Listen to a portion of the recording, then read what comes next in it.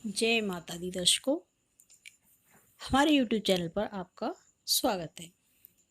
दर्शकों, आज हम इस विषय में बात करेंगे कि हमें कैसे लोगों से रिश्ते रखने चाहिए और कैसे लोगों का साथ छोड़ देना चाहिए।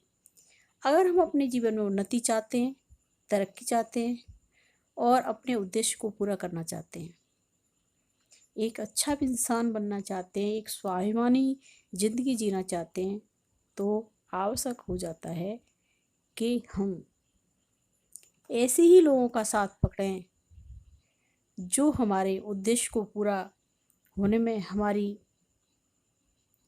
हेल्प करें। हेल्प ना भी करें तो कम से कम बाधक तो न बने और उनकी वजह से आपको नीचा ना देखना पड़े।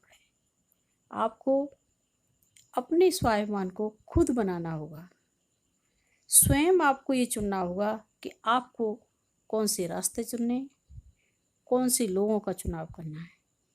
अगर आपके जीवन में गलत लोग आ गए हैं, यानी आपका विवाह किसी गलत इंसान से हो गया है, चाहे वो स्त्री है चाहे पुरुष है, या आपका परिवार ऐसा है जिसमें परिवार में ही कुछ लोग ऐसे हैं जो हमेशा आपके मानसिकता को दबाते हैं या आपकी तरक्की में हमेशा बाधक बनते हैं,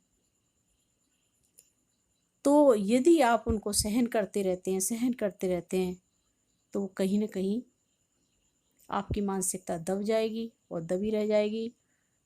आपको इस संसार में आने का कोई भी बेनिफिट नहीं मिलने वाला है। ये बात आप चाहे देर में समझें चाहे जल्दी, आपको समझनी होगी। हम सामने वाले इंसान को नहीं समझ पाते। काफ़ी समय ऐसा इतना निकल जाता है हमारा कि हम हमेशा सोचते हैं कि हम इसके साथ अच्छे होंगे तो शायद ये परिवर्तित हो जाएगा, ये बदल जाएगा, क्योंकि आप उन्हें पसंद करते हैं। चाहे आपका परिवार हो, चाहे आपके पति या आपकी पत्नी हो, या आपके बच्चे हों, या आपके फ्रेंड सर्कल हो। यदि आप उन्हें पसंद करते हैं तो आप उनकी गलतियों को इग्नोर करते रहते हैं, उनके अपमान को सहते रहते हैं, उनकी बदतमीजी को बर्दाश्त करते रहते हैं। तो ये जो है, आप अपने लिए ही खाई खोद रहे हैं। आपको ऐसा नहीं करना चाहिए। आप उसी की रेस्पेक्ट कीजिए जो आपकी भी रेस्पेक्ट करता है, बशर्ते माता पिता और गुरु, बड़े भाई बहन, और जो वास्तव में एज में आपसे एज में भी बड़े हैं और आपका वास्तव में हित चाहते हैं, तो वहाँ वो आपसे आपका सम्मान तो नहीं करेंगे लेकिन आपसे प्रेम तो रखेंगे, आपकी तरक्की तो चाहेंगे। तो आप उनको तो हमेशा ही नतमस्तक करेंगे और माता पिता तो कभी बुरे हो ही नहीं सकते। हो भी जाएंगे तो इतनी परसेंट नहीं होंगे कि वो आपका हित ही चाहेंगे, बिल्कुल ऐसा कुछ नहीं है। हो सकता है भेदभाव कर दें, बहन भाइयों में भेदभाव तो काफ़ी माता पिता करते हैं। किसी को घी गना, किसी को मुट्ठी भर चना, तो किसी को वो भी मना।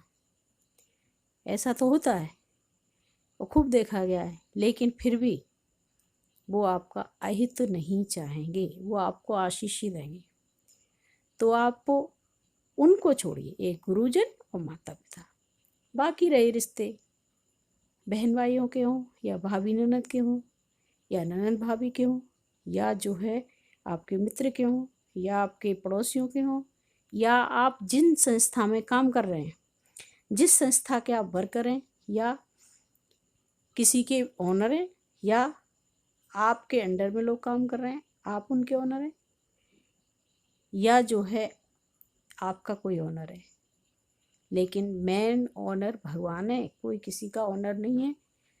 काम करते हैं, ठीक है, तो उनको हमारी ज़रूरत है, हमें उनकी ज़रूरत है, वो ठीक है।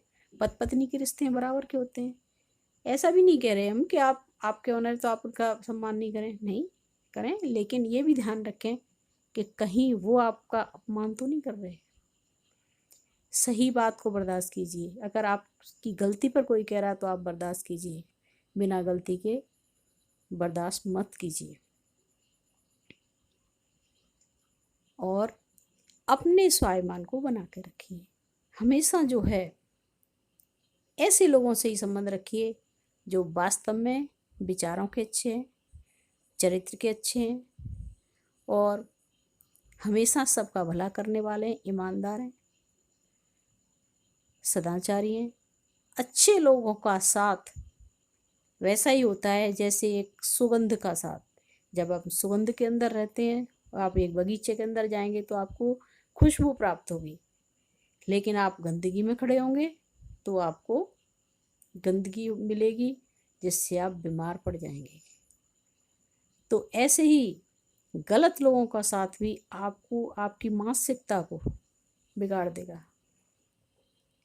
और अहंकारी लोगों के साथ रहेंगे तो वहाँ भी आपकी मानसिकता बिल्कुल दब जाएगी। आप वहाँ अपने आप को डेवलप नहीं कर सकते।